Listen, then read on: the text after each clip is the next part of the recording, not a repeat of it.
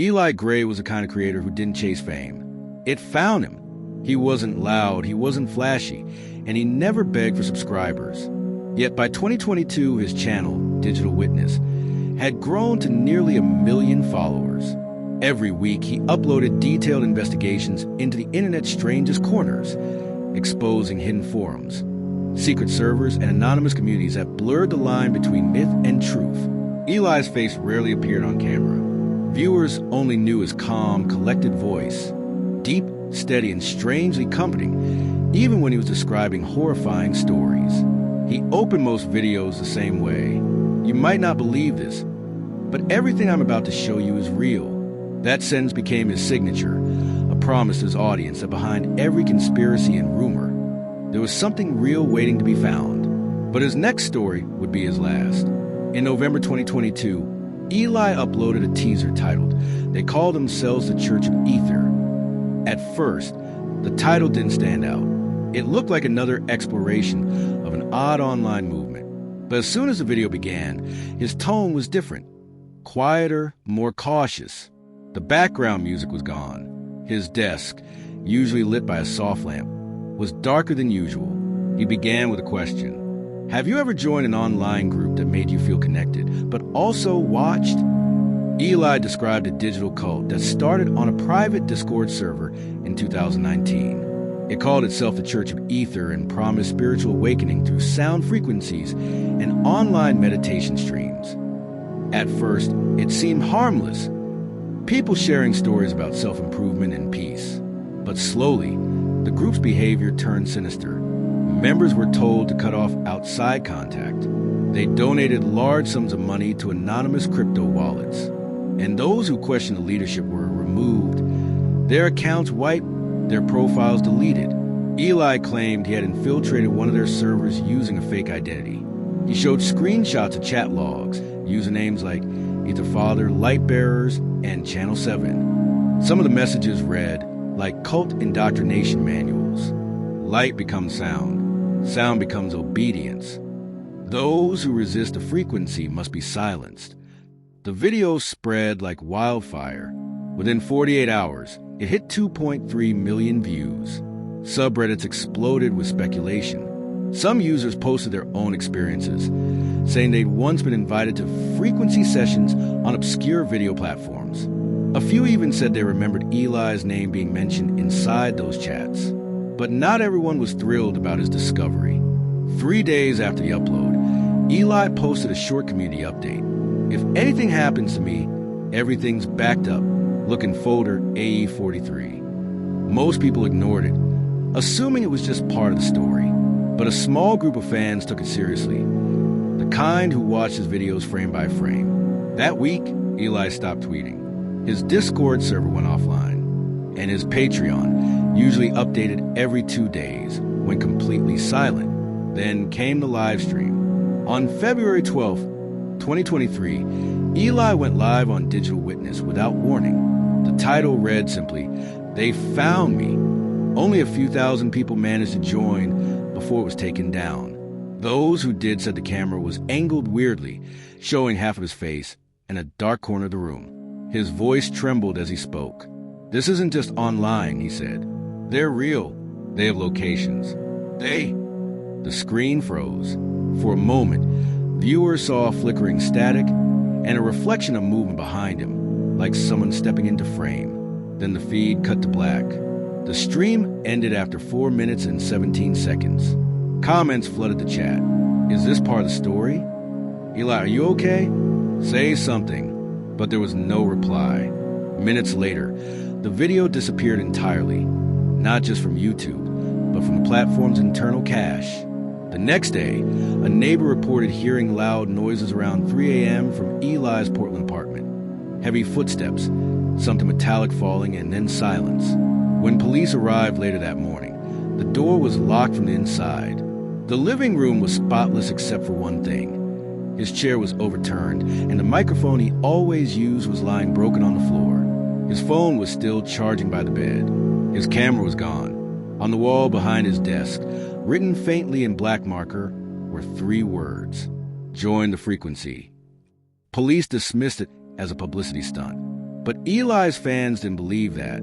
His best friend and editor, Marcus Hill, told an online podcast, Eli wasn't the kind of guy to fake danger for views.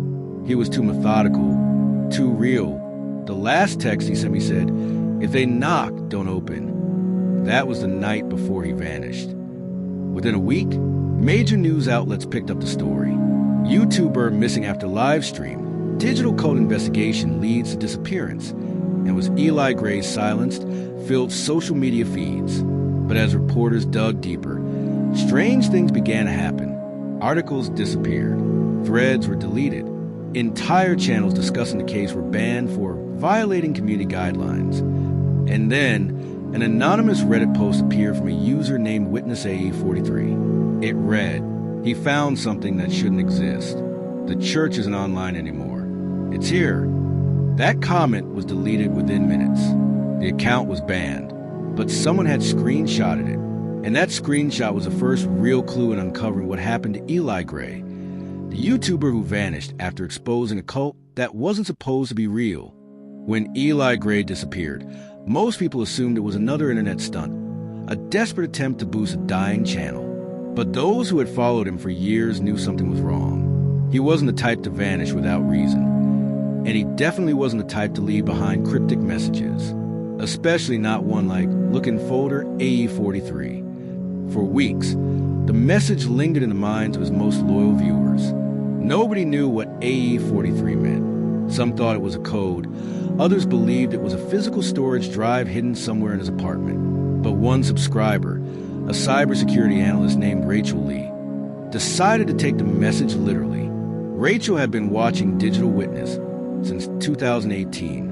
She admired Eli's precision, his ability to trace a username across 6 layers of proxies or find deleted accounts that no one else could. When she saw the live stream cut out mid-sentence, she didn't scroll past it like most people. She paused, rewound, and watched every frame over and over again. Something about his eyes in those last seconds bothered her, a flicker of reflection, maybe a shape moving behind him, or perhaps something else entirely. 3 nights later, Rachel opened her laptop and started digging. She began with Eli's archive pages, pulling up cached versions of his YouTube channel, Patreon posts, and Discord announcements. Buried deep inside the metadata of his About section was a fragment of HTML code, one that linked to a dead Google Drive folder. The link name, AE43. When she clicked it, the screen went white for half a second, then flashed an error message. This folder does not exist. But Rachel was a professional. Using a VPN and TOR bridge, she accessed a folder through a web archive mirror. And to her shock, it opened. Inside were 3 short video clips, all under 10 seconds long. They were labeled 1A, 1B, and 1C. The first showed a shaky handheld camera panning across an online map, small red pins scattered across Oregon. The second clip was darker. It showed a room lined with computer monitors. Each screen displayed a different person meditating, their faces blank, their eyes half open. The third clip had no video at all, only an audio loop of a distorted chant repeating the same phrase over and over.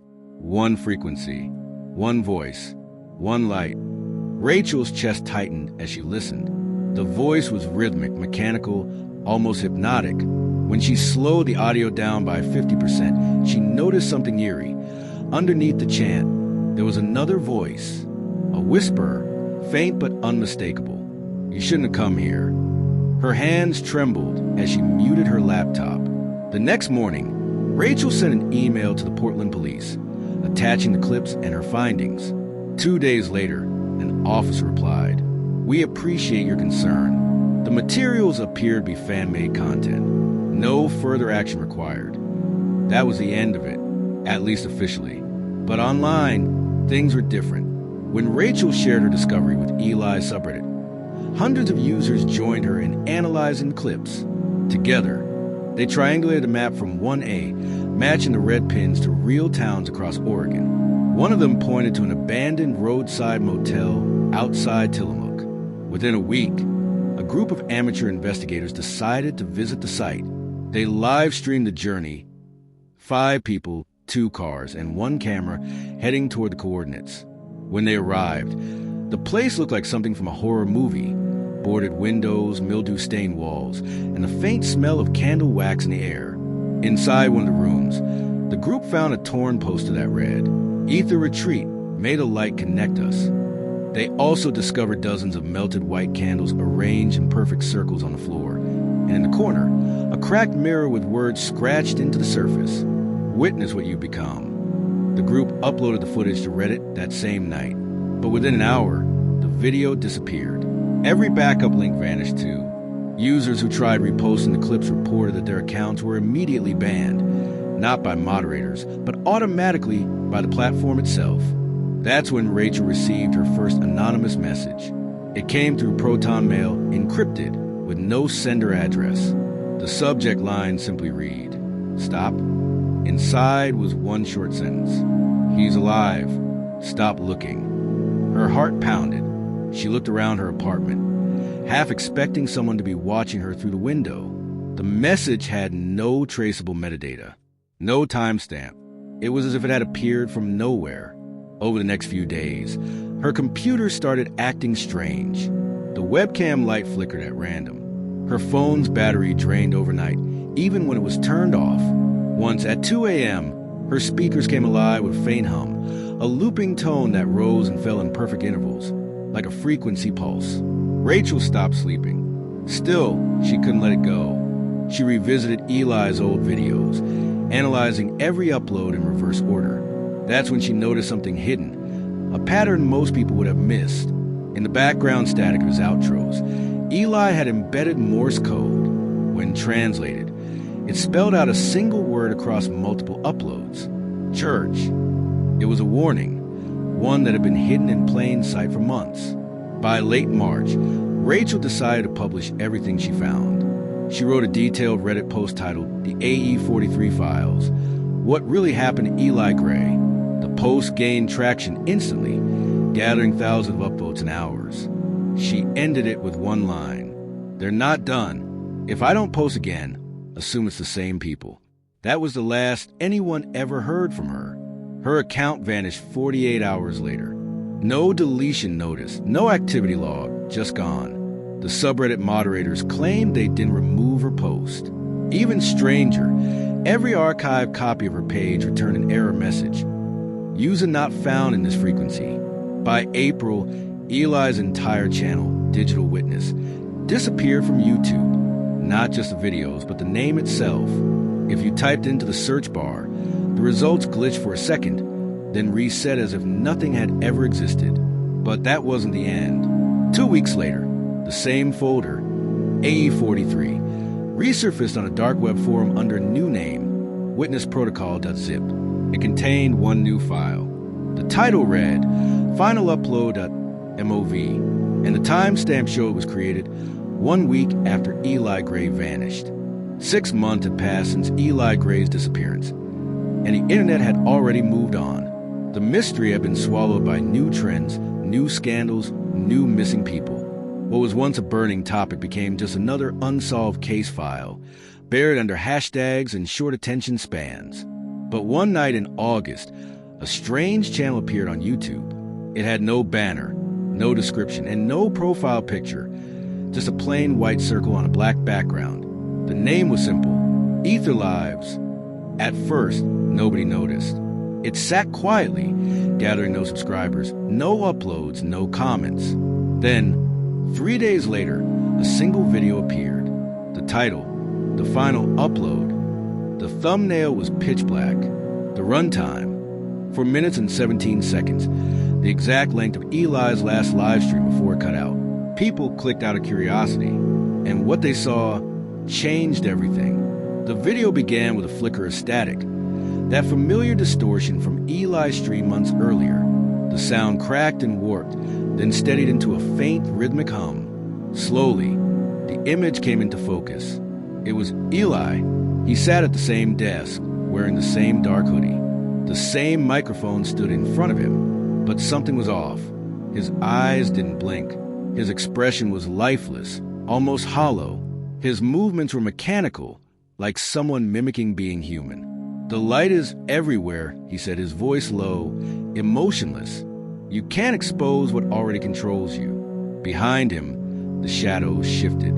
For a brief second, several silhouettes appeared. Figures standing in the dark, unmoving, watching. Then the video glitched. Eli leaned closer to the camera. His pupils dilated unnaturally, his tone rising in speed. "We are not gone," he whispered. "We are in you now." The screen cut to black. Then a single sentence appeared in white text. "Join the frequency." The video ended. Within the first hour, it had 500,000 views. Within 2, it crossed 1 million. People flooded the comments with panic and confusion. "Is this real? That's Eli. He's alive. What's happening to his eyes?" But the strangest part came next. Viewers reported their devices freezing or crashing halfway through the video.